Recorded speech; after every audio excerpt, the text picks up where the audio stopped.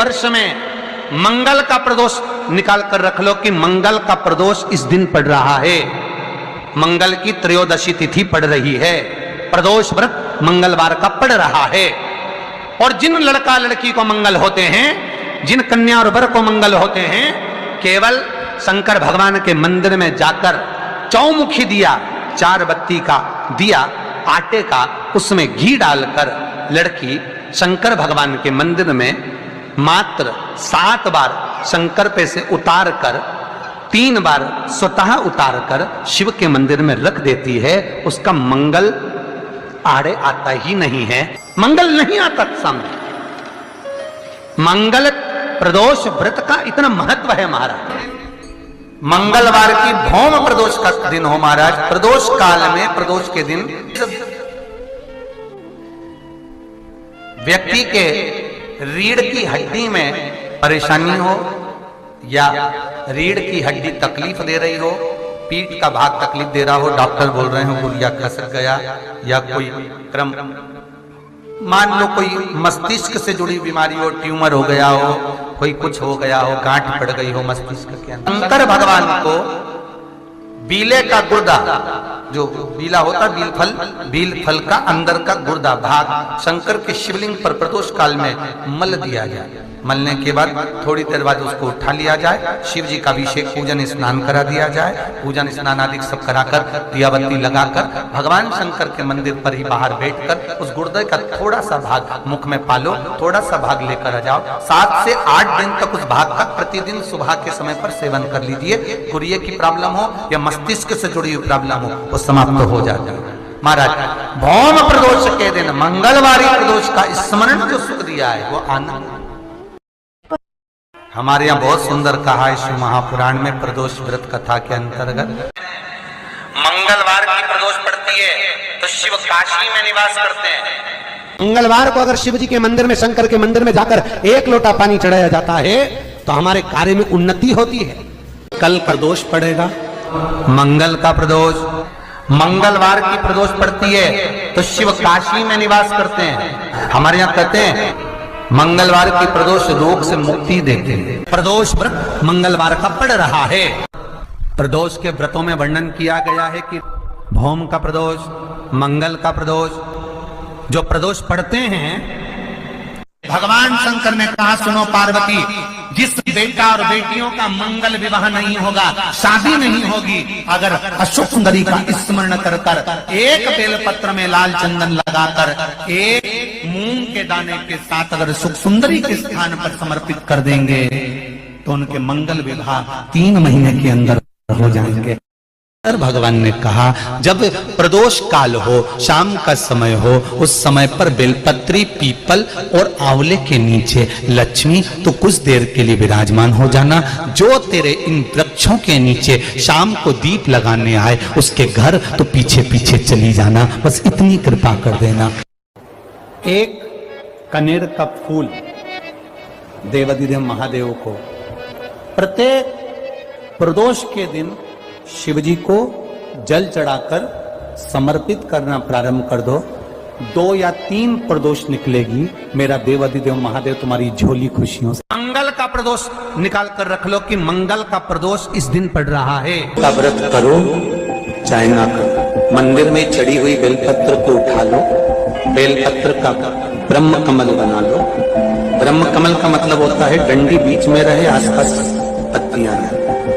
7 पत्ती का ब्रह्म कमल बनाकर प्रदोष का व्रत करें ना करें, जरूरी नहीं है कि वृक्ष से ही पत्ती लेकर आओगे तो ही शंकर जी को चढ़ाओगे। शिव जी पे से चढ़ी हुई उठाकर धोकर ब्रह्म कमल बनाकर बाबा से विनय कर कर, हे प्रभु आज मैं इस काम के लिए जा रहा हूं, बाबा मेरा यह कार्य है, बोलकर शिवलिंग पर समर्पित कर।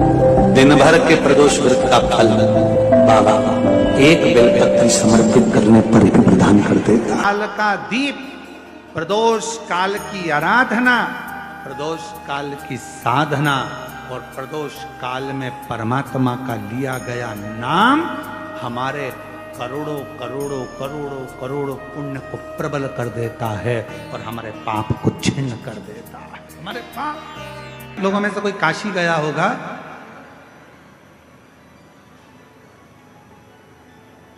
तो काशी में एक जगेश्वर महादेव है। जगेश्वर महादेव काशी में विराजमान है। कभी आप लोगों में से कोई गया होगा, स्मरण रखिएगा, काशी अगर कोई गया। एक होता है शमी का पौधा, एक होता है मंदार का पौधा। मंदार जानते हो सब लोग? बोलो तो जम के।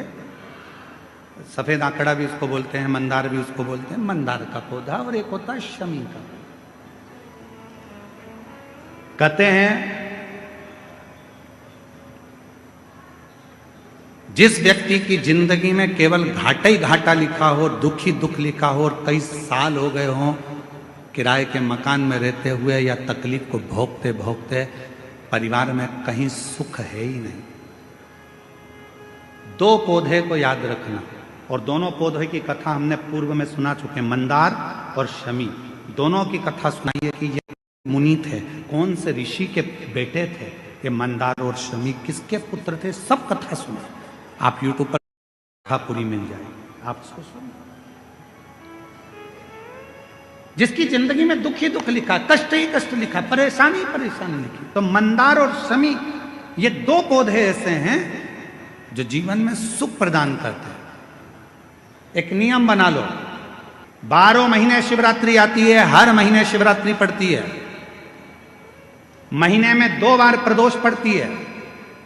या तो प्रदोष का नियम बनाओ या शिवरात्रि का नियम बनाओ। एक काम करना चालू करो, थोड़ी सी मिट्टी शमी के पेड़ के नीचे की और थोड़ी सी मिट्टी मंदार के पौधे के नीचे की, दोनों को लाओ, अच्छा मिलाकर उसका एक शिवलिंग का निर्माण करो, और उस शिवलिंग का पूजन प्रदोष काल में शाम के समय शिवलिंग के सामने 2 घी के दिए जलाकर, जैसी घर में पूजन करते हो वैसी की वैसी पूजन करो, आरती करो, थोड़ा सा भोग लगाकर निवेदन कर उस शिवलिंग का बाद में विसर्जन करो। 5 या 7 प्रदोष कर लो या 5 या 7 शिवरात्रि कर लो। आपको किसी के आगे हाथ नहीं फैलाना पड़ेगा। मेरा देव अधिदेव महादेव स्वयं भंडार भरना प्रारंभ कर दे, स्वयं शिव भंडार भरेगा। मंदार और शमी के वृक्ष के नीचे का वो फल होता है जो सुख देता, जो सुख देता।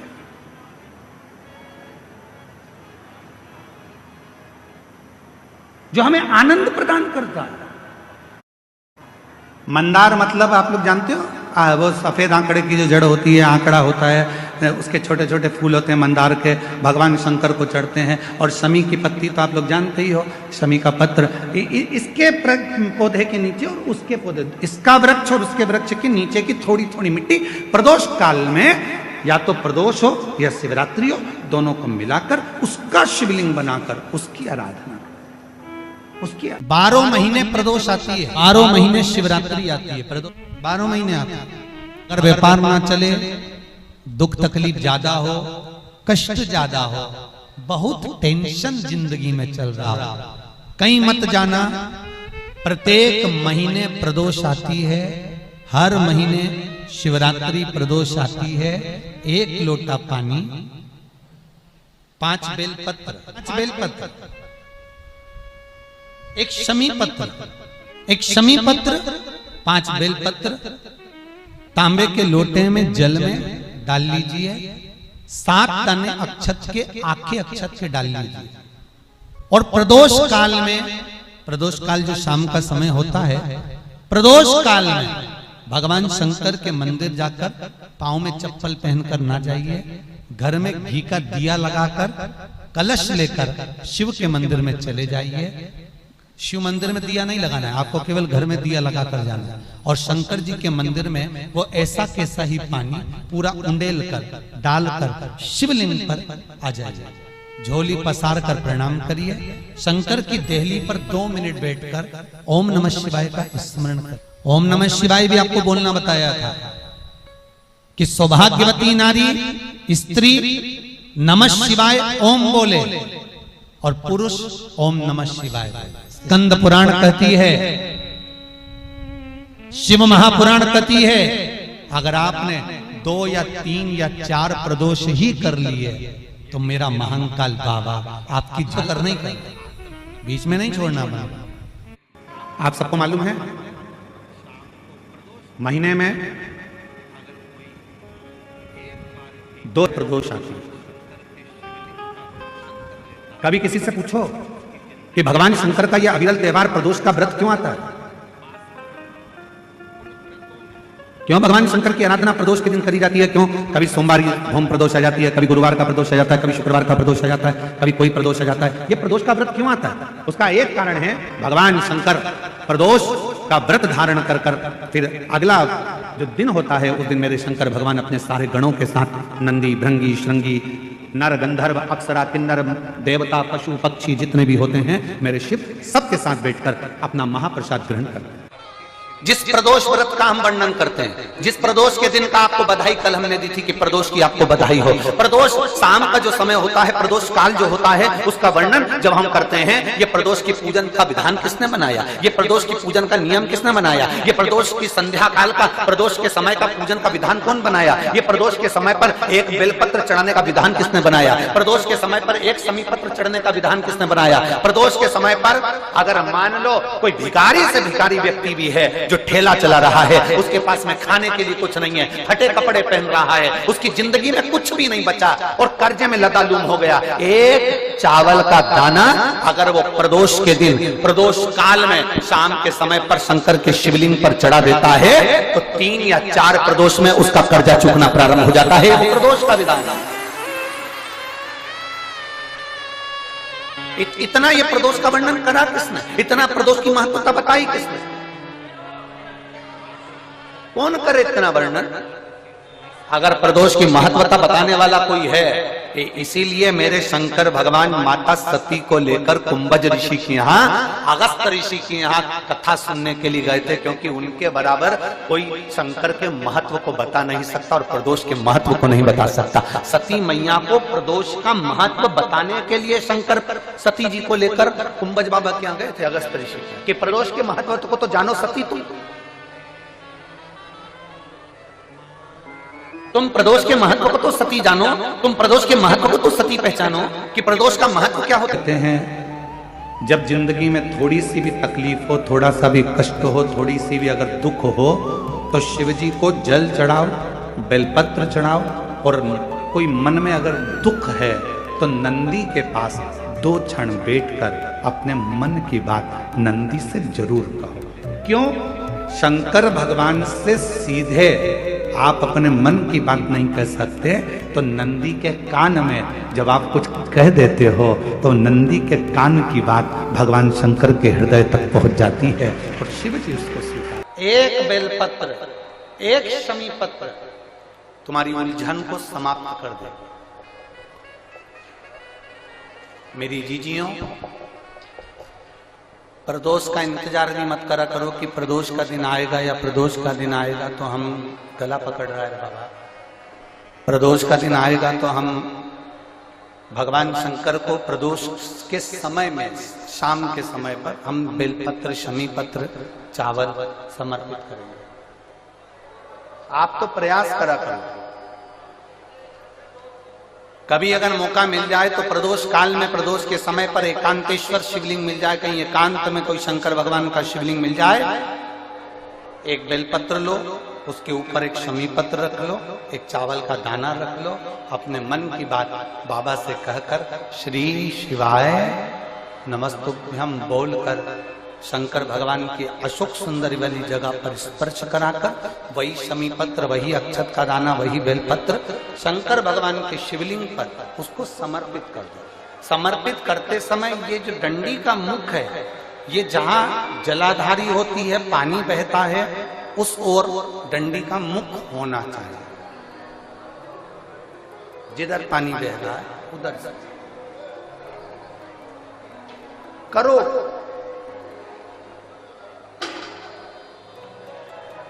प्रदोष काल में करी गई आराधना, प्रदोष काल में किया गया भजन,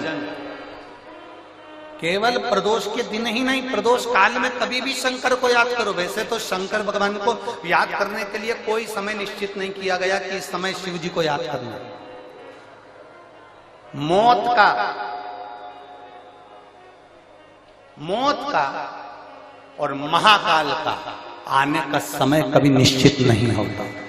क्यों कहा जाता है कि बेलपत्री के वृक्ष के नीचे अगर दिया लगाने का बोला है तो बेलपत्री का वृक्ष बड़ा होना चाहिए। छोटा सा बेलपत्री का वृक्ष और उसके नीचे तुम दिया लगा रहे हो तो उसकी छांव तुम्हारे ऊपर नहीं आएगी क्या? नहीं। तो बेलपत्री का वृक्ष बड़ा होना चाहिए, जिसके नीचे आप बैठ कर दिया लगाओ तो उसकी छत्र छाया रहना चाहिए। क्यों कहते हैं कि पंडाल में बैठकर जहां मौका मिल जाए, जहां जगह मिल जाए, पंडाल के भीतर बैठकर शिव महापुराण की कथा सुनना चाहिए। उसका कारण क्या है कि जो पंडाल बनता है वो शंकर भगवान की इस पोथी के ऊपर से चालू होता उससे जुड़ता 1 2 3 4 पीछे 5 साइड में 6 ऐसे बढ़ते जाए। जब एक दूसरे से जुड़ा होता है तो इसकी छत्र छाया अंत तक पड़ी रहती है, जहां तक आप बैठे हैं। वो तो भीड़ बढ़ जाती है तो लोगों को, अब जैसे आज भी अपार भीड़ होने के कारण लोग भयंकर खड़े हुए हैं, उधर भी इधर भी और पीछे भी। पर फिर भी हम तो कहेंगे अगर कहीं मौका मिले, आपको जगह मिल जाए तो बैठने का भी प्रयास करना। फ्रिज में जो सामान रखा जाता है, फल रखे जाते हैं तो वो सड़ते हैं। अरे बोलो जल्दी से, नहीं। फ्रिज में दूध रख दोगे तो फटेगा। अरे पीछे वाले भी बोलो रे, नहीं। फ्रिज में सब्जी रख दोगी वो सड़ेगी? नहीं। फ्रिज में अगर तुमने सामान रखा है तो वो खराब नहीं होता। उसी तरह कथा सुनने जाओ तो पंडाल के अंदर बैठो, क्योंकि ये वो फ्रिज है जिसमें एक बार कोई पहुंच जाता है तो संसार में सड़ता नहीं।